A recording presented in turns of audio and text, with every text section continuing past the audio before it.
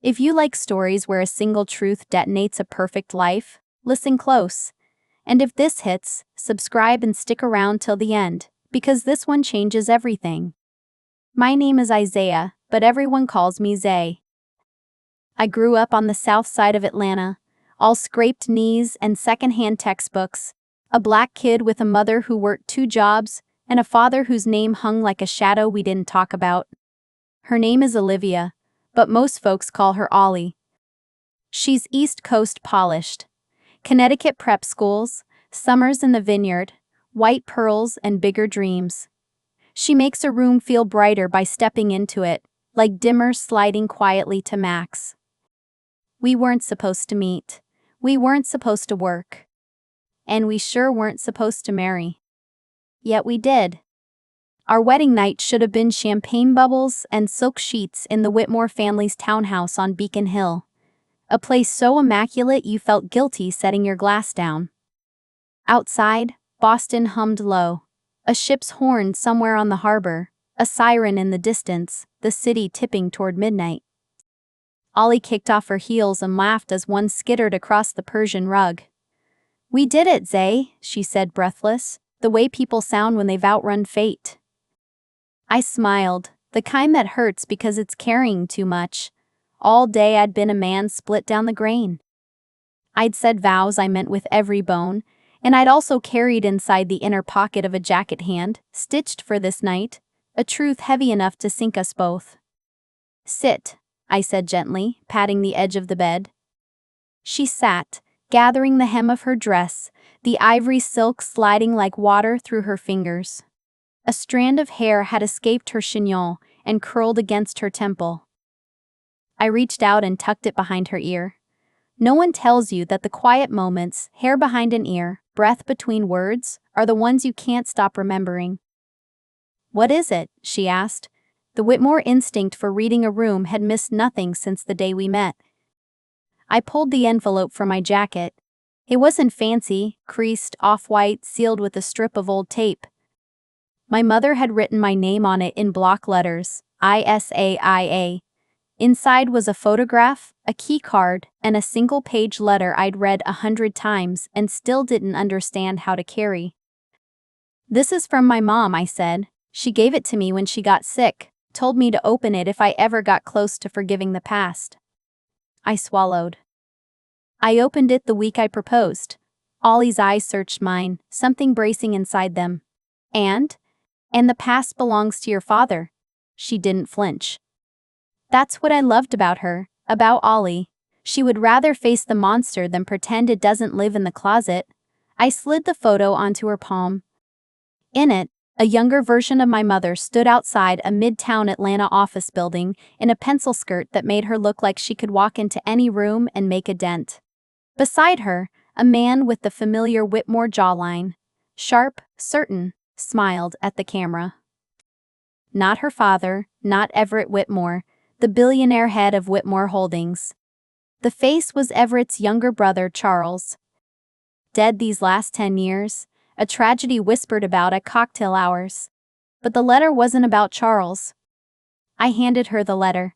She read in silence, lips moving a little, the way you do when the page starts to tilt. "Isaiah, if you're reading this, you're old enough to know what was taken from us.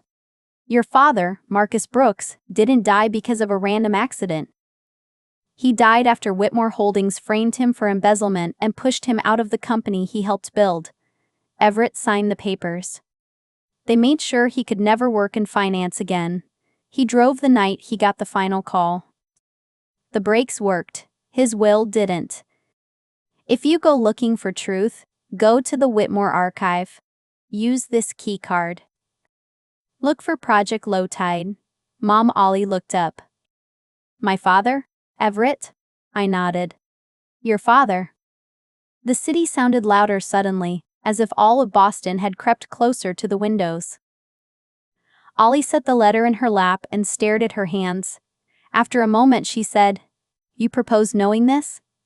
"I propose knowing I needed to know," I said. "And knowing I loved you." Both things were true. Both things still are. There was the smallest tremble in her jaw, a fault line miles underground. Why tell me tonight? Why not before? Because once we looked, I said softly. We couldn't unsee. I didn't want our wedding day to be about a war. I wanted one day that belonged to us. She stood and walked to the window, looking out at the night. When she turned back, something had changed in her posture, as if she'd stepped into a new skin, heavier but truer. Okay, she said. Then let's not look away. I didn't realize I'd been bracing for goodbye until I felt my shoulders drop. She crossed the room, took my face in both hands, and kissed me once. Not a wedding night kiss exactly, but a promise of another kind. I'm here. Show me where, she said. The archive below the marble. At 1:13 a.m., we slipped out of the townhouse in clothes that didn't belong to the hour, me in my tux, Ollie in a long ivory coat thrown over her gown, both of us ridiculous and determined. We took her father's driver key from the hook by the back door. She knew the code, of course she did, and slid into the town car parked behind the house. The city rolled by like a movie playing for us alone. Whitmore Holdings' his headquarters was a cathedral to money, glass and light, and a lobby that smelled faintly of citrus and polished stone. The night guard looked up, saw Ollie, and nodded in the way people do when they've learned to measure their smiles around power. Congratulations, he offered. She was the kind of woman you recognized from the society pages. Thank you, she said warmly, and we kept walking. The elevator rode smooth to the sub-basement. I touched the key card to a slot no one would have noticed unless they were looking for it. The light blinked green. A steel door hissed. Inside was a long, climate-controlled room of rolling stacks and silent boxes, an arc of paper, the real heart of any empire. We were there for something called Project Low Tide, a name that had felt, in my mother's letter, like a metaphor. In the glow of the archive strip lights, it suddenly seemed like an admission. A low tide reveals what the water was hiding. We moved down the aisles, the LED strips humming. Ollie read labels like a fluent language, board minutes, audit reports, executive memos. She found the Whitmore family archive section and slid a stack open with a grunt that reminded me she'd road crew in college. Third shelf from the bottom, LOWTID, 2003-2005. I pulled out a box. Within, a binder with metal rings too new for the age of the paper around it. We opened to a memo stamped confidential. The first line hit like a cold hand on the back of the neck. Objective: remove Marcus Brooks from joint venture oversight without public litigation or reputational risk. I kept reading. Words like narrative management, leak path, and regulatory friendlies bled through page after page. And there, near the end, two signatures I would have recognized if you'd shown them to me at 10 paces. Everett Whitmore, CEO. Charles Whitmore, COO. The plan had built a lie strong enough to hold. They'd blamed my father for moving funds that never moved, painted him as a risk, and eased him out during a reorganization. It took 6 months, grace notes of sympathy and private censure. He'd left with a non-compete and a severance that looked generous in the photo, but was pennies beside the truth it concealed. My hand shook. Ollie squeezed my wrist, an anchor. We need copies, she said quietly. We took photographs with the care of people stealing light. That's when we heard the elevator. The archives don't echo, they swallow. The doors slid open with a sound soft as a breath. Footsteps followed, measured, expensive, belonging to men who believed the floors were laid for them. Everett and his chief of staff, Hank Rowland, materialized at the end of the aisle. Olivia, Everett said coolly, as if we'd gone from a tableau of love to one of betrayal with simply a turn of a page. I wondered when you might follow your curiosity where it didn't belong.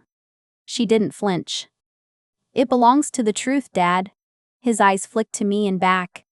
I assume this is about the late Mr. Furta. Brooks. My late husband, my mother used to correct people, a phrase with more spine than most sentences. Yes, I said. About him. Everett's face was a masterclass in composed disappointment. Whatever those papers say, they record a difficult time. We made choices to stabilize a company that employs thousands. Marcus was talented. He also made mistakes. Then why bury it? I asked, my voice scraping low. Why the secrecy? Why the password-protected project with a euphemistic code name? He tilted his head, a man peering at a painting he meant to buy. Because people don't understand that leadership is compromise. That to keep the ship upright, you adjust the ballast. Your father had vulnerabilities. We protected him as much as we protected ourselves. I took one step forward. Ollie's hand tightened on my arm just enough to say, "Careful." "Call it what you want," she said. "The documents show coordination to defame. You broke a man to protect a line item and a family name." Everett's jaw worked. He was used to arguments where his was the last word, consensus bending toward him like grass. "Olivia," he said, softer now, father reaching for daughter. "This is your wedding night. Walk away from this room. Hand me the binder. We'll talk like adults in the morning." Ollie studied him the way you study someone you love and don't know if you can anymore. "Do you remember when you took me sailing?" she asked, voice small in a way I'd never heard it. I was 9. We tipped, and I was terrified. "You told me that the only way to right a boat is to move toward the high side, not the low. You can't cling to what's sinking just because it's familiar." He blinked. The past had a way of knocking politely and then letting itself in. "I'm moving to the high side, Dad," she said. Everett inhaled, a measured, scissored sound. "If you do this," he said, "you bury your name. Your inheritance. Everything you've ever known." Ollie looked at me, and it was as if the question rearranged itself in the air between us. What is a name worth next to a life? "Maybe," she said. "Or maybe we finally deserve the lives we're actually living." Hank shifted, impatient to end the scene. "Sir," he murmured. Everett extended a hand. "Gimme the binder, Olivia." She didn't move. I closed the binder gently, slid it back into the box, and picked up the box. Not an act of defiance exactly. An act of completion. "We've got what we need," I said. "If you want to talk in the morning, our lawyer will be there." His nostrils flared at our lawyer, the word that meant I hadn't come alone into his world. Something in me, long coiled, uncurled at last. "You think you can play at this level?" he said quietly to me, the mask slipping. "Because you married my daughter?" "No," I said. "Because men like my father built level for you to play on. And because I love your daughter enough to tell the truth even when it ruins me." He searched my face for a flinch and found none. Ollie touched my back once, the lightest spark. Everett lowered his hand. Dawn hit Boston like a slow confession. The skylight in the townhouse went pale, then white, then pebbled gold. Ollie and I sat at the kitchen table on the same side, the way conspirators do, a stack of printed photos between us, the letter flattened under a plate to keep it from curling. We called a lawyer who'd taken on men like Everett and kept his house and heart intact. We called a journalist Ollie trusted from another life. A profile that had once made her look glossy and also human, an impossible trick. We wrote a statement together that said almost nothing and promised everything. We ate toast without tasting it. We were calm, like people whose fear had finally given up clawing because it saw we weren't getting off the ride. At 9:03 a.m., my phone buzzed with a text from a number I didn't recognize. "Meet me at 11. Cafe Seawall, corner table." "Come alone." "See," I showed Ollie. She frowned. "See, Charles," I said. "Except he's dead." The room chilled. "Or someone wants you to think he isn't," she said. We went together. The cafe was brick and steam, the kind of place where cups clink and conversations lean in. At the corner table sat a woman in her late 50s with hair the color of iron and eyes that had seen men bluff and called them. She stood as we approached. "Isaiah Brooks," she said, voice low and warm. I'm Claire Whitmore. Charles was my husband. Ollie's brows shot up. Aunt Claire? Claire smiled briefly, like a flash of weather. I stayed away after Charles died. The family didn't approve of wives who asked for ledgers and not diamond bracelets. Sit. We did. Claire folded her hands around a mug as if warming bone. Charles didn't die by accident, she said evenly. He was the conscience of a very profitable machine, and conscience squeaks. He started keeping an off-site record of company decisions, the ones that looked like strategy but smelled like rot. He called it his high-side notebook.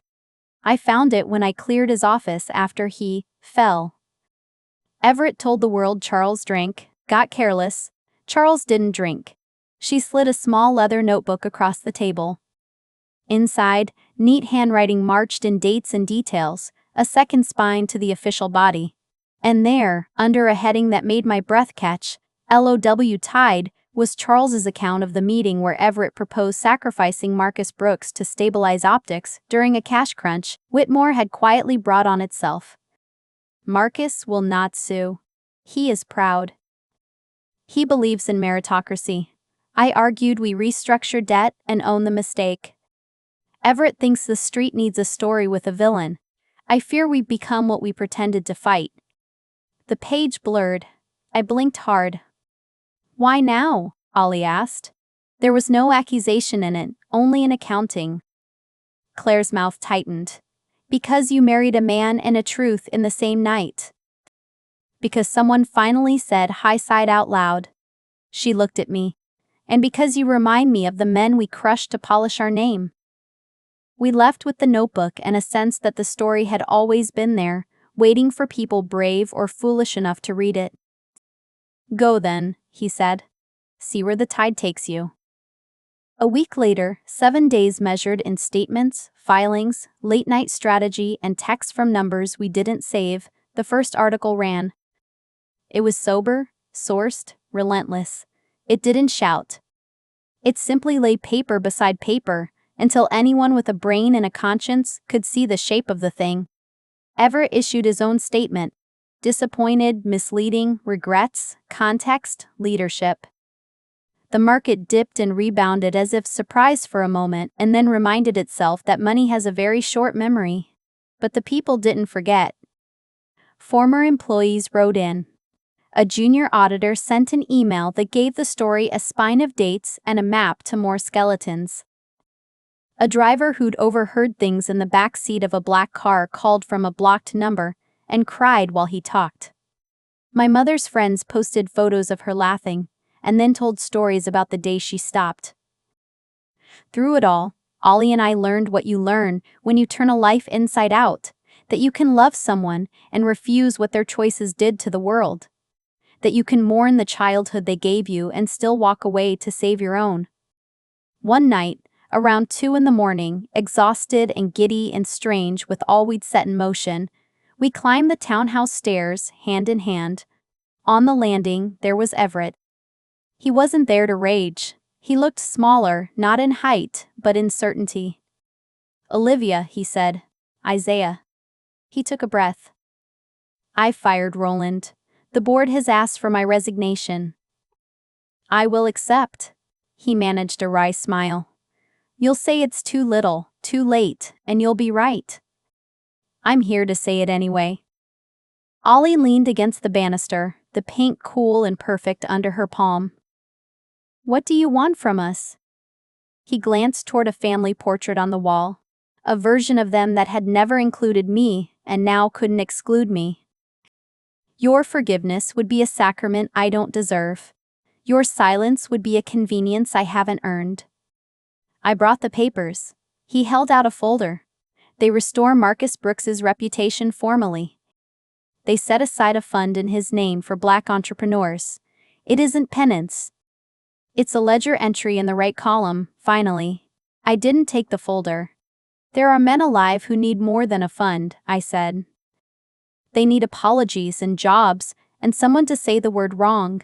He nodded once, like a man taught by life to bow late. I will say it in court if asked. On record, He swallowed. Your mother loved you fiercely, he said to me. I did not understand what that looked like until I watched my daughter choose a harder life on purpose. Ollie's throat worked. This isn't about me, she said. Everything worth doing is about who we choose to be for other people, he said softly, and for a second I saw the father who had once taught a little girl how to ride a boat. He set the folder on the hall table. He turned to go, then paused. Isaiah, he said, not Mr. Brooks, not son, just my name. When I said you didn't belong at this level, I was wrong. You belong exactly where you stand. He left before we could answer. We didn't rush to open the folder. We stood in the hall, holding the absence of a war like a fragile thing. The morning we signed the settlement, we wore our best clothes like armor. In a paneled room that smelled faintly of old wood and what men call legacy, we watched attorneys do the ceremonial dance of paper. My mother's name sat on the first page. I touched it with the pad of my finger. After, we walked through the common. The sky was the color of pewter, the kind of gray that makes the gold dome look like a coin. We sat on a bench and watched a dog chase a pigeon with absolute belief it could catch it. Do you ever wish, Ollie said, that we had waited? That our wedding night could have been a wedding night? I thought about the silk and the rug and the way her hair had looked escaped. Sometimes, I said honestly. But then I think maybe we did it the way people like us have to, love with the lights on. She smiled into the wind, that half-tilt that makes her look like she's hearing a song under the noise. You know what I was thinking, right before you pulled out the letter? She asked. I was thinking we should open wedding gifts. We did, I said. Just not the ones anyone expected. We laughed in that way you do when you realize you've survived something that had your name on it. A week later, we moved out of Beacon Hill. We rented a small brick place in the South End with windows you had to coax. We ate dinner at the table with no tablecloth and let the plates clink. I took a job with a community investment fund, where the spreadsheets looked like stories, and the returns were measured in more than BPS. Ollie joined a nonprofit that taught financial literacy to girls whose names would one day hang on buildings. Sometimes, late, we took the long way home so we could pass the harbor and listen to the sound the water makes when it rubs its palms together. We still argued about dishes and whether my sneakers belonged near the door and whether her version of on time was in fact a different time zone. But the arguments lived in a world we'd chosen, and that made all the difference. We flew to Atlanta to visit my mother's grave, the spring. The Dogwoods decided to show off. We brought white flowers because she'd like them, and a copy of the settlement because it felt like a thing to set down where she could see it. The cemetery was quiet but not lonely. I told her what we'd done. I told her about Claire and the notebook and the day Everett's shoulders finally let go. I told her I had married a woman who'd walked into a fire without asking whether the dress would burn. When I finished, I felt lighter and sadder, which I think is what grief wants for us. A little space to breathe and a reminder that breathing doesn't mean forgetting. On the way out, Ollie took my hand and stopped. I never got to meet her, she said, eyes shiny but clear. But I hope she'd think I'm good for you. She would, I said. She liked women who could row. Ollie laughed, a small, bright sound that seemed to make the air notice itself. Months later, on a Tuesday that started like any other, we got a call from Claire. She sounded different, lighter, yes, but edged with something like anticipation. They're going to open Charles's inquest, she said. New evidence. It may still say accident, but it won't say silence. We went to the hearing. We watched the coroner say phrases like inconsistencies and further review. We watched Everett sit in the back row, hands clasped so tightly they whitened at the knuckles, a penitent in a temple not his own. We watched Claire hold her breath and then let it out in a single long exhale when the judge ordered the records unsealed. Later, on the courthouse steps, microphones found faces. Claire spoke first, because she had earned the microphone and because her voice carried exactly the distance truth needs. We owe more than ledger balances to the people we harm, she said simply. We owe them our names, spoken out loud, attached to the words, I'm sorry, and I won't do it again. Ollie squeezed my hand and nudged me forward. I faced the cameras and tried to look like a man rather than a headline. A long time ago, I said, some very smart people decided to make my father smaller so their house could look bigger. My mother taught me not to measure myself against mansions, but against mirrors. Today the mirror's a little clearer. That's enough for me. It wasn't everything. But it was enough. Our wedding photos live in a box under the bed now, beside the binder of low-tide copies, and Claire's notebook, and a folder full of apology letters from men who wanted to tuck their mistakes into envelopes and mail them to absolution. Sometimes, late, we pull out the photos, not the ones in the magazines, the candid ones our friend took when no one was looking. In those, you can see us laughing like people who believed the future had agreed to meet us where we planned. The truth is, it didn't. The future never does. It demands we find it where it waits, even if that's in an archive at 2 a.m., even if it's hiding behind the names we thought we needed. On our first anniversary, we went back to the harbor and read our vows aloud, not because we needed to renew them, but because we needed to hear what they sound like when you say them into a wind that already knows what you've paid to keep them. I will tell you the truth, I had said that first day, naive and brave, even when it hurts. I will move to the high side, she had answered. Even when the low side feels safer.